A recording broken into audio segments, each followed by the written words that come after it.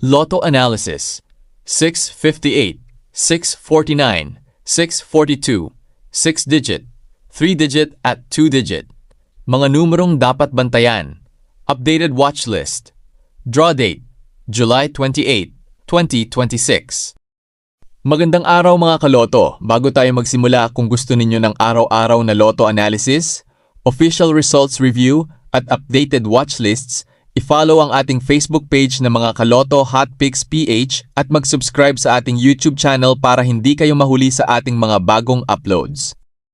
Disclaimer: ang video na ito ay ginawa para sa educational at entertainment purposes lamang. Ang lahat ng analysis, watch lists, hot numbers, trend numbers, cold numbers, at sample study combinations ay batay lamang sa historical draw records at statistical observations. Hindi ito garantiya ng panalo at hindi ito opisyal na prediction ng PCSO.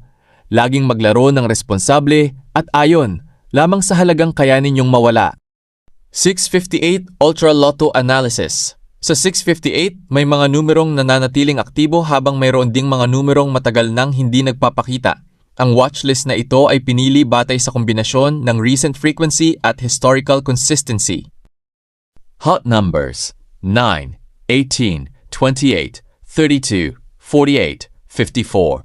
Trend numbers: 5, 14, 26, 37, 41, 56. Cold numbers: 3, 11, 21, 35, 45, 57. Sample study combinations: 9, 18, 28, 32, 48, 54, 5, 18, 26, 37, 48, 56, 9, 14, 28, 35, 41, 54. Analysis: ang hot numbers ay kabilang sa mga mas madalas makita sa mga kamakailang draw. Ang trend numbers ay nagpapakita ng pagtaas ng aktibidad sa historical records, habang ang cold numbers ay matagal nang hindi lumalabas, kaya maaari silang isama bilang alternatibong pag-aaral. Sample study combination. Mga sample combination ng hot, trend at cold numbers. Hindi ito garantiya ng panalo. Super Lotto 649. Analysis. Hot numbers: 8, 13, 21, 24, 37, 42.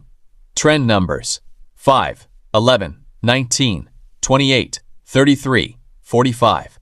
Cold numbers: 2, 9, 15, 29, 38, 47. Sample study combinations: 8,